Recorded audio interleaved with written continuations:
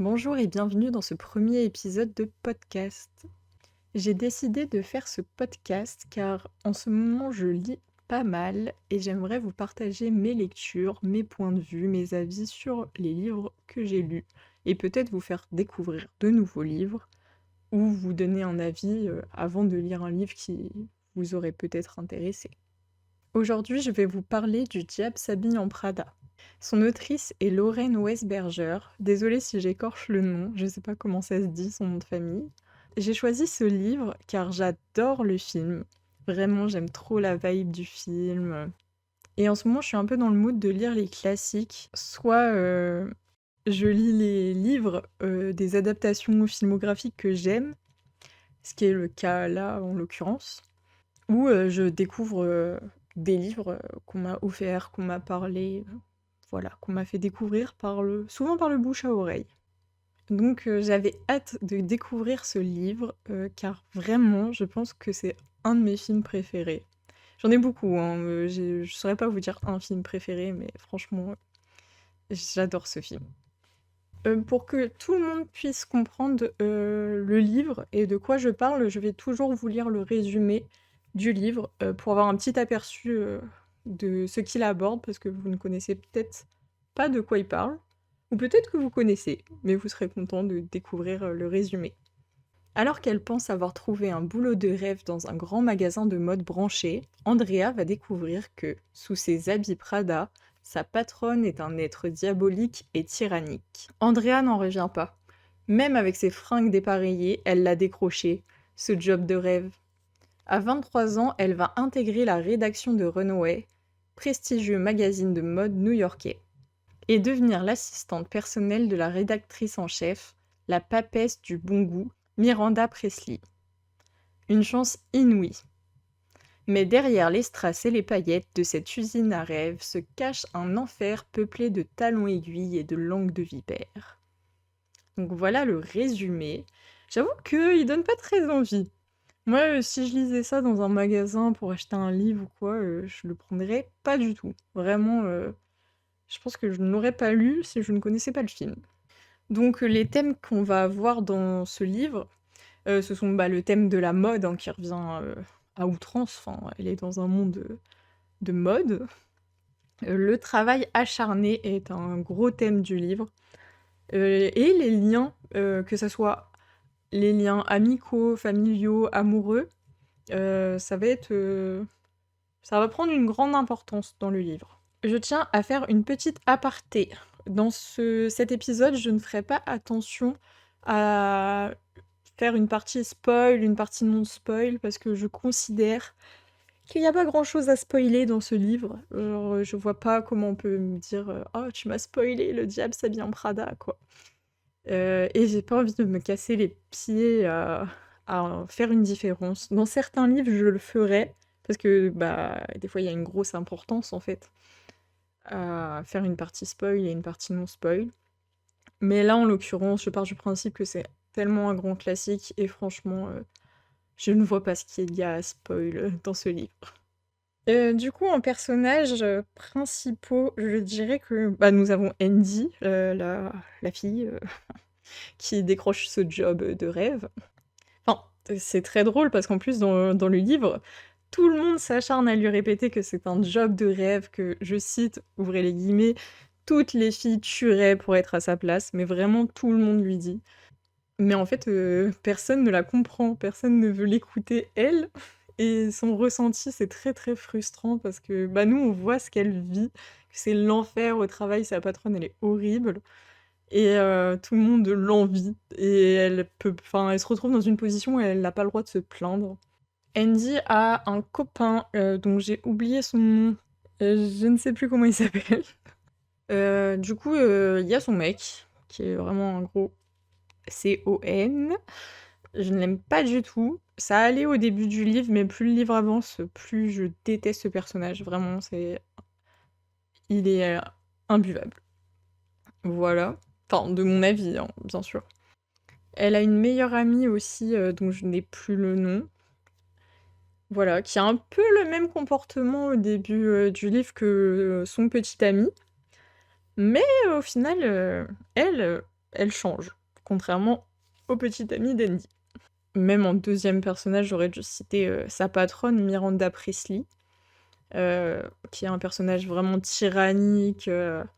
Miranda Priestly est totalement antipathique, genre, elle ne connaît pas l'empathie, elle en a rien à faire des autres, il lui faut tout sur un plateau servi en 30 secondes. Non, 30 secondes, c'est même trop, vous allez le découvrir dans le livre. 5 secondes top chrono, c'est bien mieux. Et il y a sa collègue de travail qui est, je dirais, peut-être le troisième personnage principal de cette histoire, enfin plus important, on va dire, qui est Emily, sa collègue de bureau qui, elle, adore la mode, qui est très, très heureuse de travailler pour Miranda et qui accepte plutôt et trouve des excuses et trouve normal le comportement de Miranda, qui est quand même «banalisé» entre guillemets au sein de la rédaction. Même si tout le monde sait que ça ne devrait pas se passer comme ça, mais personne ne dira rien et personne ne fera autrement que comme ça se passe. Je trouve que les personnages sont plutôt bien écrits. Moi, je me suis beaucoup attachée à Andy, principalement. Je la trouve remarquable par son acharnement au travail parce qu'en fait, on va dire la carotte au bout de ce calvaire, c'est de décrocher un poste, au New York Times en tant que rédactrice. Et il lui suffit juste de travailler 1 an pour Miranda. Donc c'est pour ça qu'elle accepte sa situation aussi longtemps. Spoiler alert, attention. Elle finira par dire à Miranda d'aller se faire foutre et se faire virer, mais genre 1 mois avant la fin de son année, quoi. Genre très peu de temps avant la fin.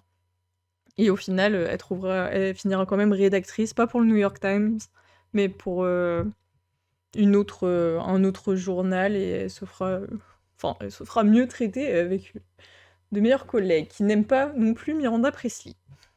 Ça leur fait un petit point commun.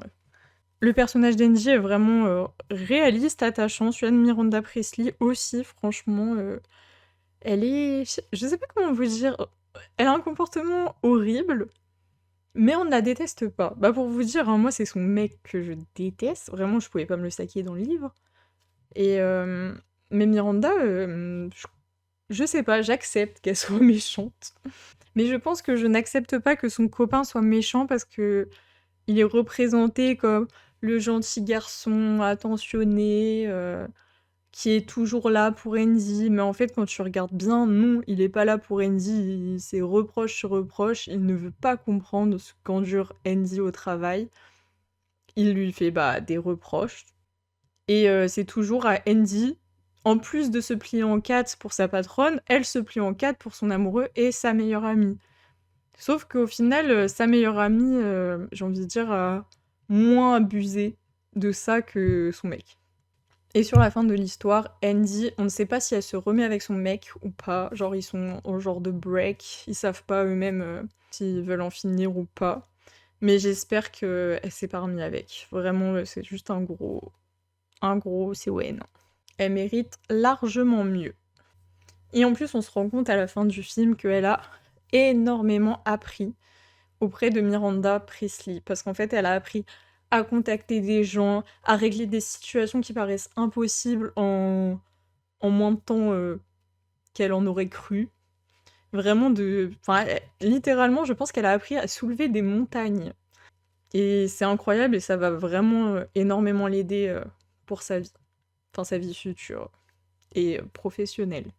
J'avoue que dans les points abordés dans un livre, il y a le style d'écriture, mais j'avoue ne pas m'y connaître énormément pour vous donner mon avis sur le style d'écriture. Je dirais qu'il est écrit avec une pointe d'humour, de manière plutôt simple, enfin je l'ai pas trouvé très compliqué.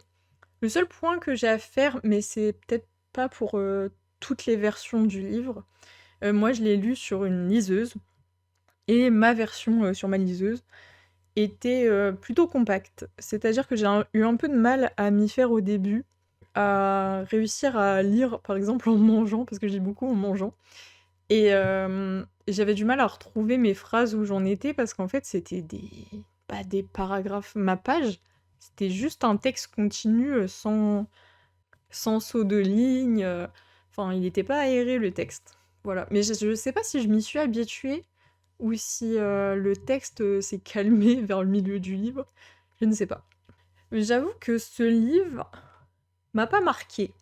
Enfin, j'ai pas eu de passage marquant, de moments que j'ai adorés, de moments que j'ai détestés, mais j'ai adoré la vibe du livre. Je trouve que c'est un livre qui t'accompagne.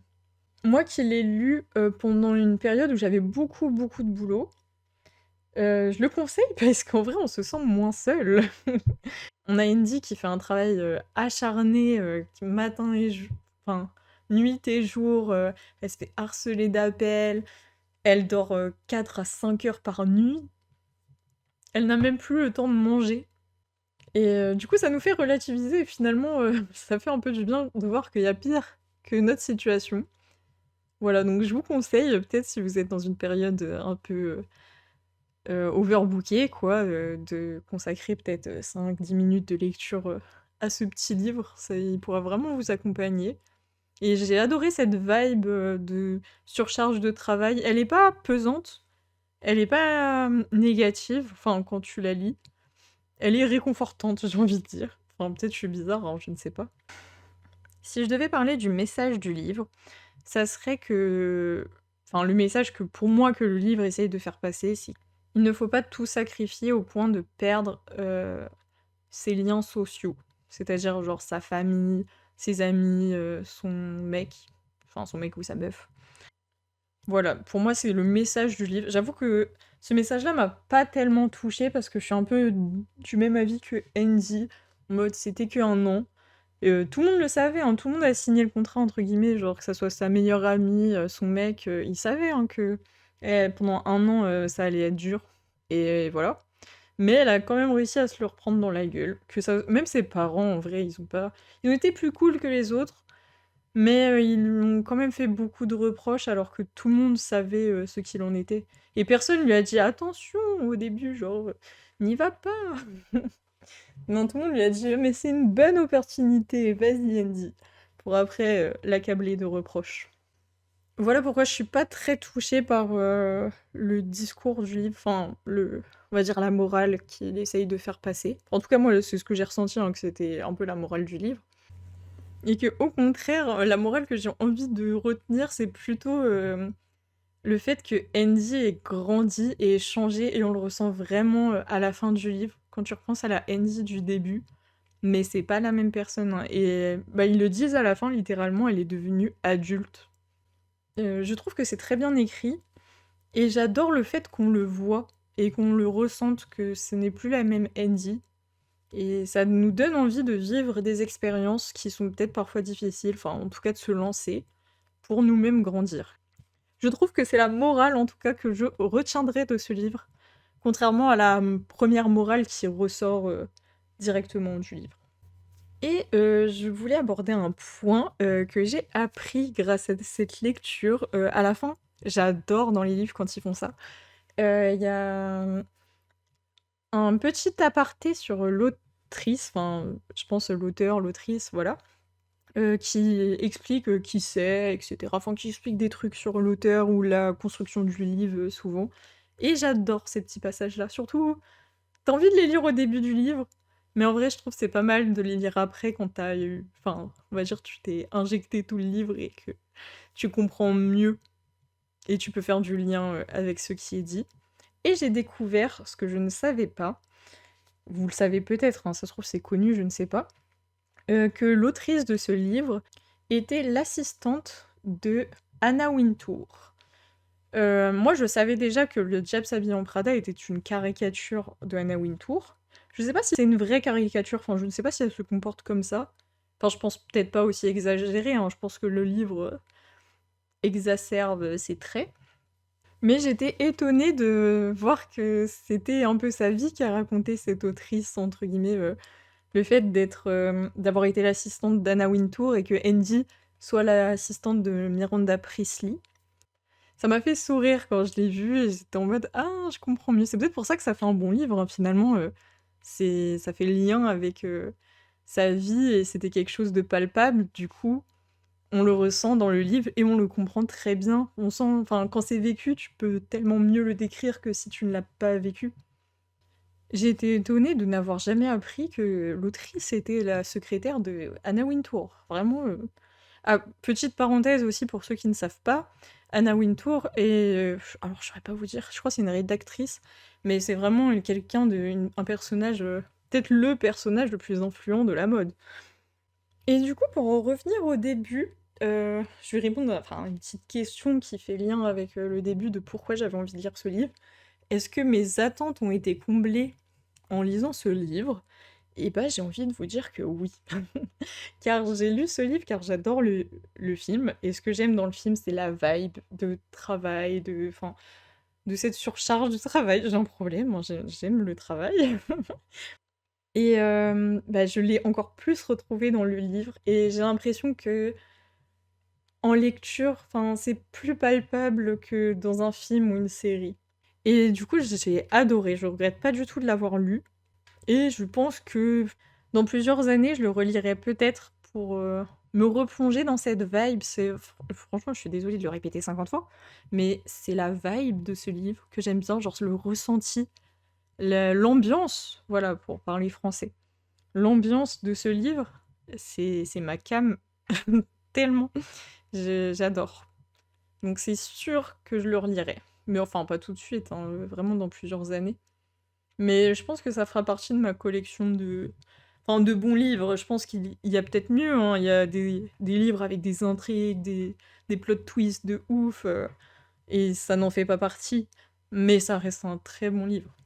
Si je devais recommander ce livre à certaines personnes, ça serait déjà aux personnes qui ont aimé le film, parce que franchement, foncez. Si vous avez aimé le film, je vois pas pourquoi vous aimerez pas le livre, franchement.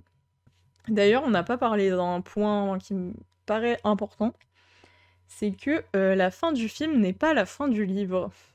Dans la fin du film, Miranda est devenue un peu gentille avec Andy, et je crois que, si je me trompe pas, hein, elle lui propose son poste en fait, enfin elle veut lui léguer quoi, le magazine.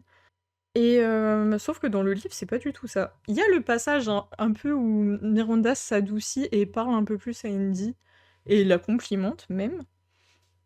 Sauf que bah, c'est peu de temps après que Andy l'envoie se faire foutre. Et au final, elle se fait virer.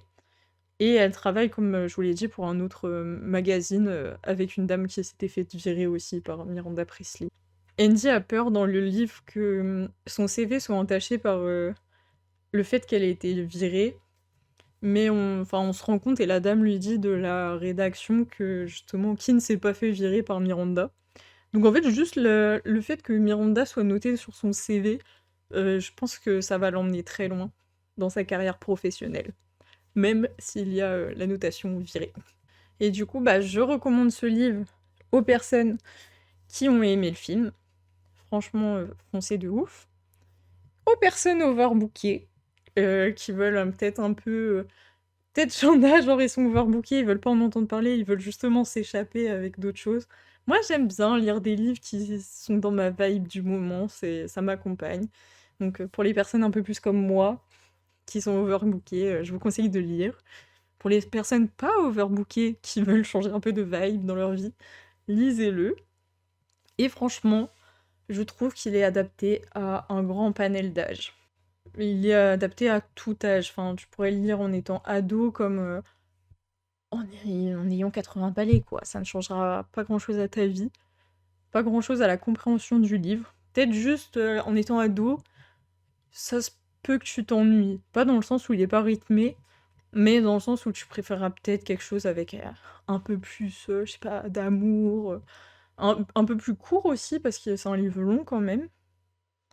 Voilà, donc pour les ados, peut-être pas tous les ados, mais pour moi, il peut plaire à certains ados quand même. Enfin, quand je dis ado, c'est en dessous de 18, hein, c'est genre, je sais pas, mon 13, ça fait peut-être un peu jeune, mais on va dire 15-16 ans. Et je finirai ce podcast comme les autres par une question que je trouve très très intéressante. C'est, est-ce que tu lirais des livres du même auteur? Enfin, les autres livres du même auteur. Et ça, j'avoue que je ne m'intéresse jamais, au grand jamais, aux auteurs. Ce qui est un peu pas ouf, parce que les pauvres, ils ont écrit les livres, ils ont pris de leur temps, c'est bien de s'intéresser un peu à eux. Du coup, je ne savais pas si cette autrice avait fait d'autres livres. Je ne savais pas si, je sais pas, peut-être elle avait écrit qu'un seul livre dans sa vie, ou pas.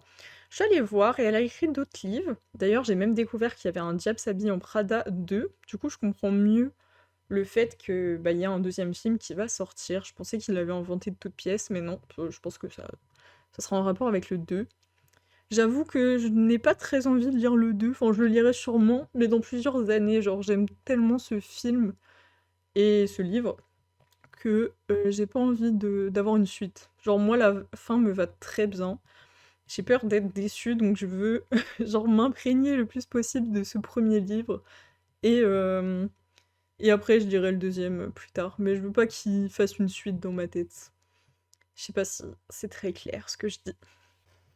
Et du coup, je suis allée voir ses livres, je disais à cette autrice, et elle en a écrit plusieurs. Ces livres me donnent envie, en me plongeant dans les livres qu'elle a écrits.